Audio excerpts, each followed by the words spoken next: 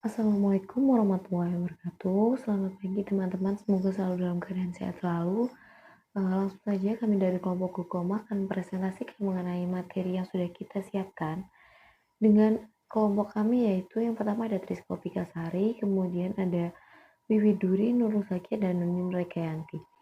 Definisi glukoma sendiri merupakan suatu penyakit mata yang ditandai oleh pencekungan cuping diskus optikus dan juga penyempitan lapangan pandang yang khas dan biasanya disertai dengan peningkatan intraokuler. Nah, tekanan intraokuler ini bila sangat tinggi merupakan faktor risiko perkembangan glukoma dan rata-rata TiO yang normal ini adalah 15,5 mm per Hg dengan bentang antara 10 sampai 21. Dan TiO yang tinggi berangsur-angsur mengakibatkan kerusakan pada serabut retina saraf optik, sehingga kerusakan ini akan berujung pada hilangnya penglihatan yang bersifat permanen. Adapun klasifikasi glukoma yaitu terdiri dari dua, yang pertama glukoma primer sudut terbuka dan juga glukoma primer sudut tertutup. Nah, glukoma primer ini juga sering disebut dengan glukoma simplex atau glukoma kronik, di mana glukoma ini paling sering terjadi pada ras Amerika dan Afrika, dan juga biasanya terjadi pada usia di atas 40 tahun.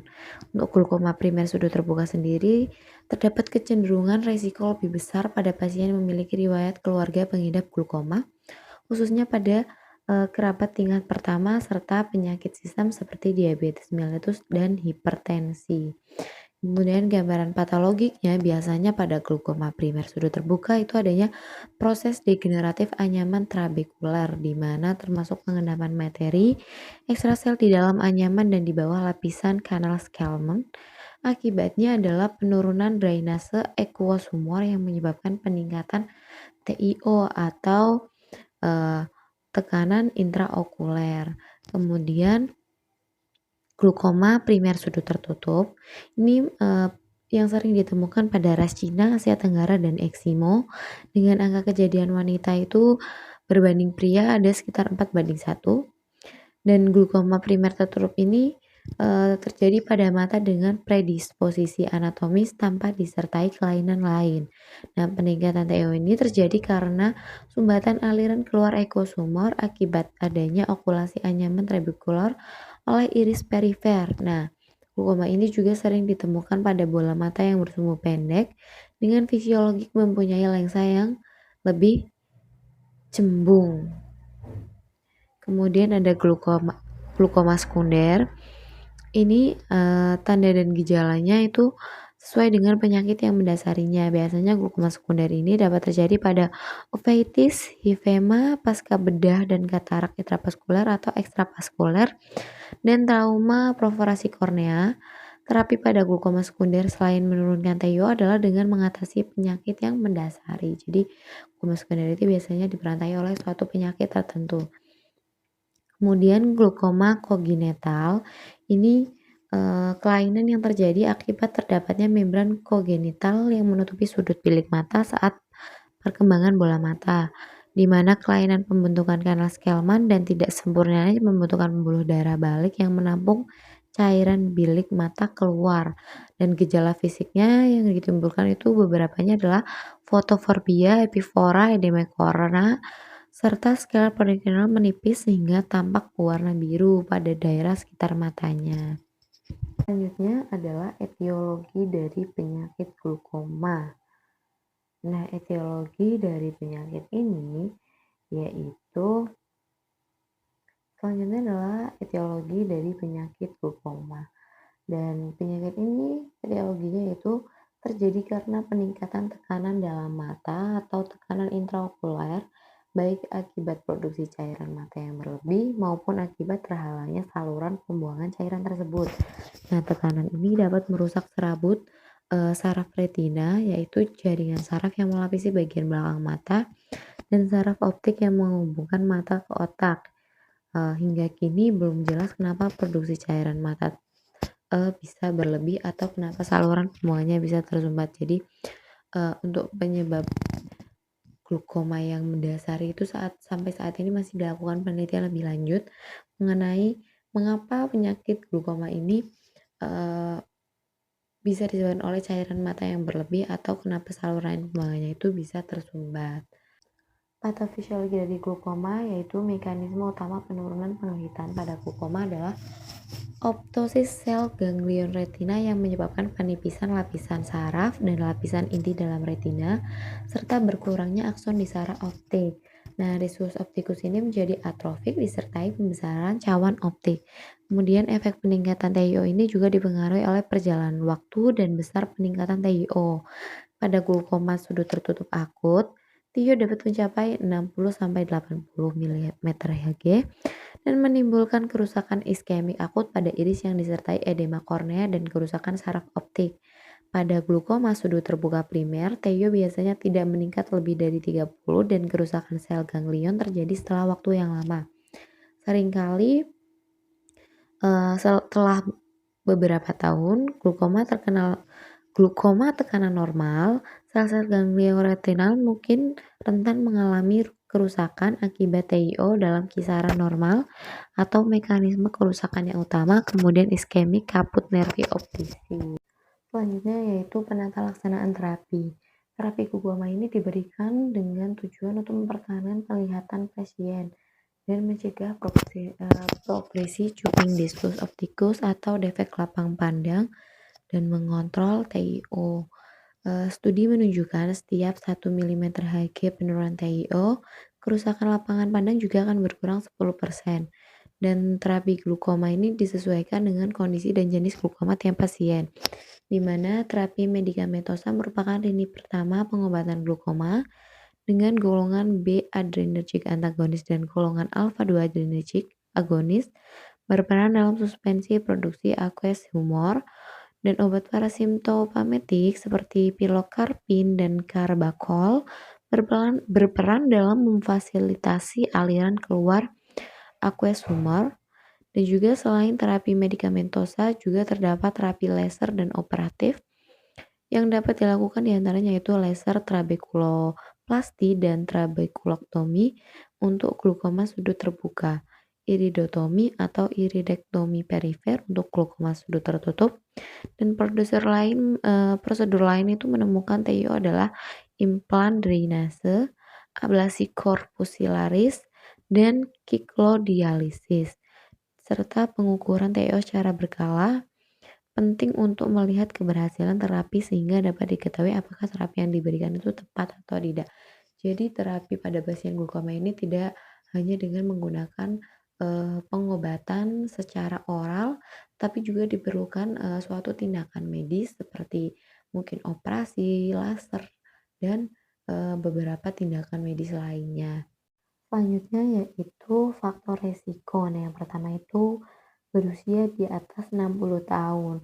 Mengapa usia menjadi faktor yang mempengaruhi tekanan intraokuler? Itu biasanya seiring bertambahnya usia akan terjadi suatu penurunan aliran keluar aqueous humor.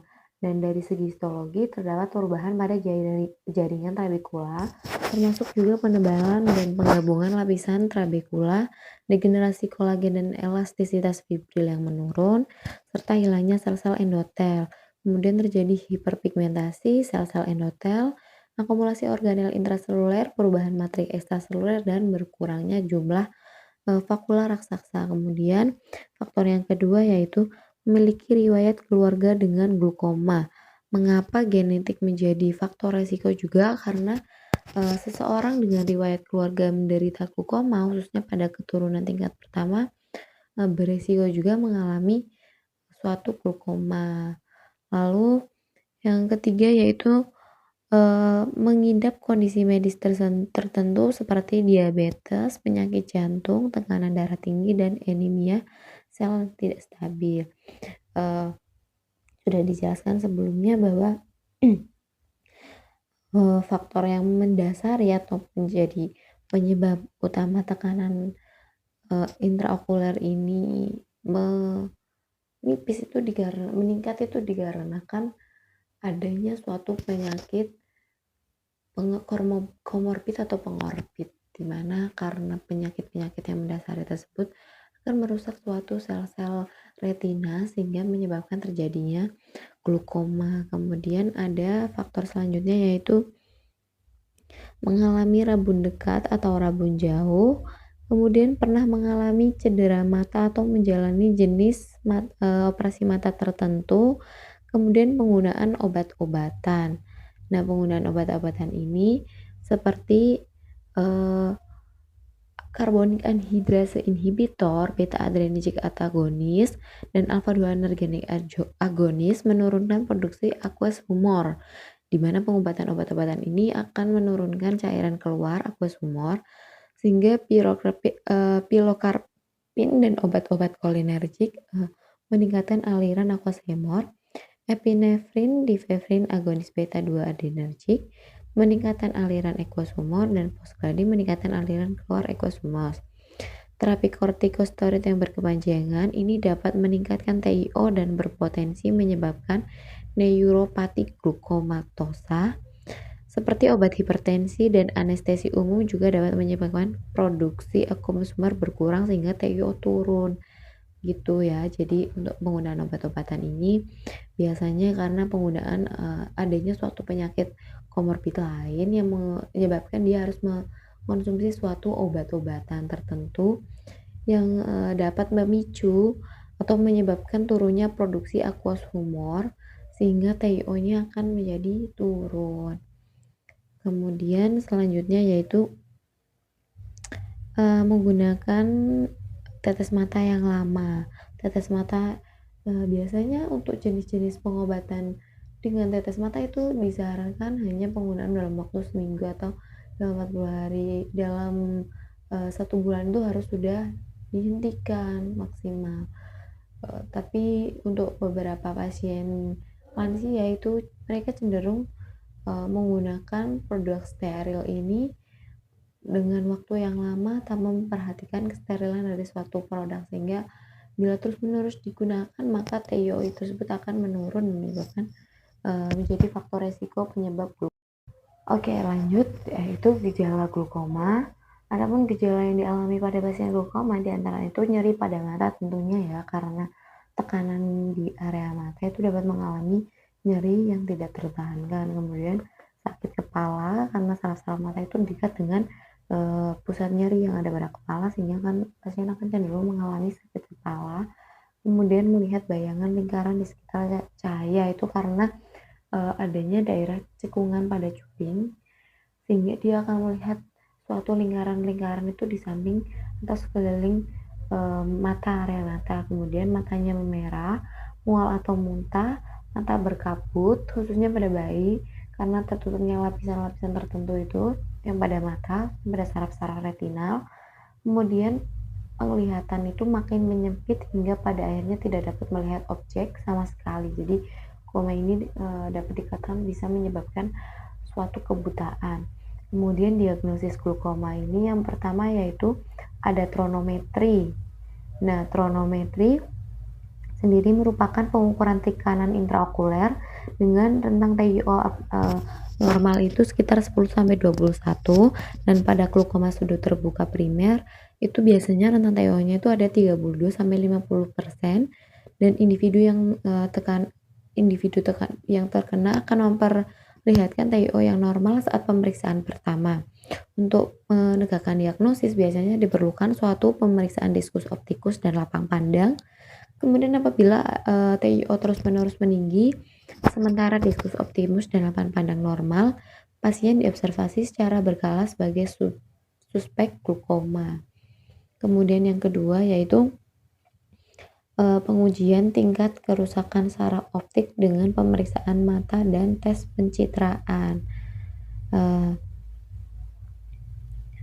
Ini biasanya yaitu dengan melakukan pengecekan secara berkala, di mana biasanya atrofi optikus akibat glukoma ini dapat menimbulkan kelainan diskus yang ditandai oleh berkurangnya substansi diskus yang terdeteksi sebagai pembesaran cawan atau cuping dengan disertai pemucatan diskus di daerah cawan.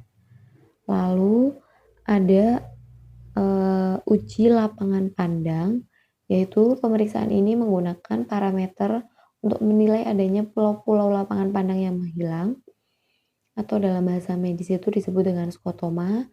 Dengan defek klasik lapangan pandang pada glukoma adalah Scotoma arcuata.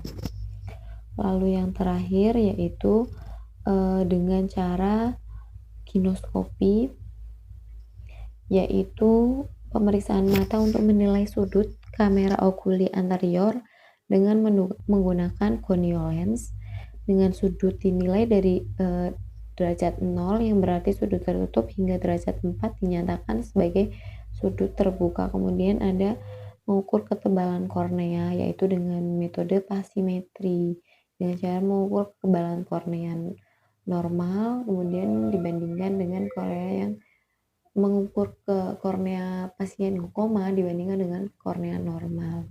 Kemudian selanjutnya yaitu pencegahan glaukoma, tentunya pertama dengan olahraga teratur, di mana aktivitas olahraga ringan dapat menurunkan tekanan intraokuler sementara hingga 2-5 mm Hg dengan penurunan TiO terjadi karena peningkatan aliran keluar aqueous humor dan studi menunjukkan adanya penurunan TiO pada pasien glaukoma yang melakukan latihan aerobik selama 3-6 bulan. Namun tekanan intraokuler akan kembali ke keadaan semula setelah 3-5 minggu berhenti olahraga. Jadi olahraga sendiri juga dapat menjadi faktor penting untuk mencegah glaukoma. Kemudian periksa kesehatan mata secara teratur. Jadi pemeriksaan kesehatan mata juga diperlukan untuk mengontrol dan mengetahui suatu penyakit glaukoma dan bila mana glaukoma ini dapat terdeteksi secara dini, mungkin pengobatan yang lebih tepat dan akurat itu dapat dilakukan lebih kompleks sebelum terlanjurkan.